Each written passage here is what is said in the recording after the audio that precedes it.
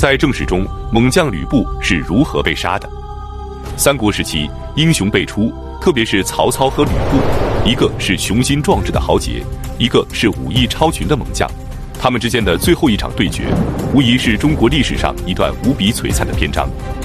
本期视频，我们就一起走进曹操生擒吕布及陈公台英勇赴死。198年，吕布反叛朝廷，派高顺和张辽发兵小沛，再次攻打刘备。刘备抵挡不住，向曹操求援。曹操派夏侯惇前去支援，但依然不是高顺的对手。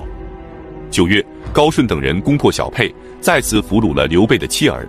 刘备前往许县投靠了曹操，曹操便准备亲率大军前去攻打吕布。可很多将领提出质疑，张绣还未剿灭，舍近求远去攻打吕布是兵家大忌。如果攻打吕布期间，张绣和刘表趁机发难，恐怕难以回军啊。这时，荀攸提出了不同的看法。荀攸，字公达，颍阴郡人，即今天许昌市魏都区人。他是荀彧的堂侄，却比荀彧年长了5岁。通过荀彧的引荐，曹操拜他为汝南太守。有一次，曹操对荀彧和钟繇说道：“荀公达不是平常之人，我若能和他一起商议大事，何愁得不到天下？”自此，荀攸便成为了曹操的军师。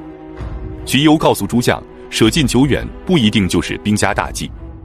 现在张绣必不敢轻举妄动，反而吕布却蠢蠢欲动。他本就是勇猛之人，在与袁术结盟，便可纵横于淮泗之间，久而久之，徐州的豪杰必然依附于他。所以趁他现在初起叛逆，羽翼未丰，应该趁早图谋。曹操听后深以为然，便采用了荀攸的建议。198年9月，曹操亲率大军向徐州进发，刘备也随同出征。吕布得知后与陈宫商议，陈宫对他说：“曹操长途奔袭而来，我们应该趁他疲劳之机，立即出城迎击，必能攻无不克。”可吕布却自信满满地说道：“我们应该等曹操的大军渡河之时再行出击，定能把他们通通淹死在泗水之中。”可就在这个时候，陈登突然发兵，打破了吕布的计划。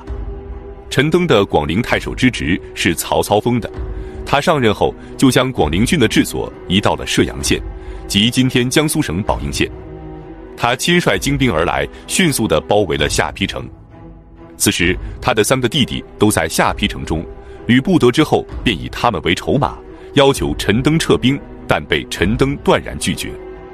10月，曹操攻破了彭城，彭城国相侯协被俘虏。之后，曹操继续率军前行，准备趁胜攻打吕布。大军很快就来到了下邳城下。这时，陈宫在给吕布献计，他说：“曹操率军远征，必不能持久。为今之计，将军你率领骑兵屯驻城外，我率领步兵防守城门。如果曹操攻打将军，我就率领步兵攻其后背；如果曹操攻城，将军便可从城外救援。如此一来，过不了多久，曹操的军粮就会耗尽，到时候我们再发起攻击，曹操必败。”吕布听后大喜，便准备按此计策行事。可吕布的妻子知道后，就对吕布说：“曹操以前对待陈宫就像对待婴儿一样照顾，可陈宫依然背叛曹操，投靠了将军。将军你对待陈宫并未超过曹操，而且陈宫与高顺向来不和，你真的打算丢下全城百姓以及孤儿寡母，孤军出征吗？你是否想过，一旦城中发生变故，将军你还能回得来吗？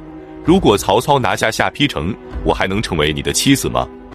吕布听完惊出一身冷汗，立即放弃了陈宫的建议，准备固守城池。他找来部将许嗣和王凯，派他们向袁术求援。然而袁术却说：“吕布连女儿都不肯送来，我还能相信他是诚意结盟吗？”许嗣说道：“将军难道不知道唇亡齿寒的道理吗？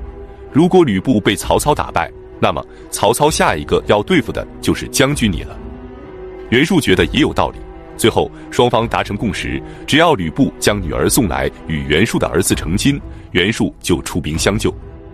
吕布无奈，只能用棉布将女儿绑在马上，准备亲自送到城外。然而他刚出城门，曹军便万箭齐发，吕布无法突围，只能退回了城里。就这样，曹操的大军攻不进去，吕布没有援军也攻不出来，双方只能在下邳城下对峙，持续了3个月之久。此时曹操的军粮吃紧，只能速战速决，于是便准备引水灌城。然而此项工程极为浩大，将士们疲惫不堪，军中便隐隐有了骚动之声。这让曹操非常的担心，便有了撤军的打算。然而荀攸和郭嘉却力荐曹操，他们认为吕布有勇无谋，而且锐气已失，成功虽有智谋，却生性迟缓。现在吕布的士气尚未恢复，成功的计谋尚未定夺，如果趁机发起猛攻，吕布必败。曹操听取了他们的建议，亲自上阵鼓舞士气。1个月之后，终于将泗水引到了下邳城下。吕布站在白门楼上，望着滔滔巨浪，无计可施。随后他便向城下喊道：“你们别再围困我了，我这就到明公的面前自首去。”陈宫听后气得浑身哆嗦，怒骂吕布道：“逆贼曹操，算什么明公？你今日如果降了他，就是以卵投石，你觉得你还能保全自己吗？”吕布只能灰头土脸地回到了府邸。这时吕布手下的将领侯成，由于之前丢失了战马，刚刚又失而复得，其他的将领们便前来祝贺。侯成拿了一些酒肉先给吕布送来，结果被吕布怒骂道：“军中缺粮，我早已颁布了禁酒令，你们竟然还敢饮酒，你们是打算谋杀我吕布吗？”侯成吓得不敢说话，连忙退了出来。回来后他就惶恐不安，担心吕布杀他立威，于是就秘密联系给他祝贺的将领，准备反叛吕布。199年2月7日，侯成联合宋宪和魏续活捉了陈宫和高顺，之后立即率众出城投降了曹操。吕布得知后，知道大势已去，他站在白门楼上看着曹军的大营，对旁边的侍卫凄凉地说道：“你们把我的脑袋割下来送给曹操吧。”侍卫听后面面相觑，都不敢动。吕布见状，对众人说道：“陈宫和高顺是我的左膀右臂，他们已经不在了，我还怎么和曹操继续争斗？干脆我们也投降了吧。”说完，他率众打开城门，向曹操投降。吕布被绑到曹操面前的时候，看到了曹操身边的刘备，于是他对刘备说：“玄德贤弟是曹公的座上宾，而我现在是曹公的俘虏，绳子绑得实在是太紧了，你就不打算替我说说好话吗？”曹操笑着说：“捆绑恶虎，怎能不绑紧一点呢？”吕布便对曹操说：“曹公既然已经得到了我，以后由我率领骑兵，曹公率领步兵，还愁天下不能安定吗？”曹操听后颇为心动，便准备给他松绑。这时刘备慢悠悠地对曹操说道：“曹公可不要忘了丁原和董卓是怎么死的。”曹操听后一惊，立即改变了主意。吕布大骂刘备：“你这个大耳贼，我们结为了兄弟，你就如此对我吗？”刘备冷笑道：“我倒想问问你这个三姓家奴，当年你被曹公打败，是我好心收留了你，你却2次捉拿我的家眷，你还有脸提结拜兄弟啊？”这时曹操走到了陈宫的面前，对陈宫说：“公台自认智谋过人，现在觉得怎么样呢？”陈宫满脸骄傲，指着吕布说：“如果不是他不听我计谋，你未必能捉得住我。”曹操问道：“你今日就要赴难了，老母亲该如何安排呢？”陈宫回答说：“我听说以孝治天下的人不会杀害别人的亲人，老母亲的存亡决定权在于明公，不在于我。”曹操又问：“那你的妻儿怎么办呢？”陈宫说：“妻儿的存亡也在于明公，如果你没什么可问的，那就请将我处死吧。”说完，他不等曹操的回复，快步走出军帐，等候行刑。曹操流着眼泪为陈宫送行，可陈宫至死也不愿回头看他一眼。最终，陈宫、吕布、高顺全部被杀，首级砍下来送往许县张公，然后下葬。之后，曹操把陈宫的母亲接来，为他养老送终，并给陈宫的女儿安排了出嫁，对待陈宫的家人比当初更加厚重。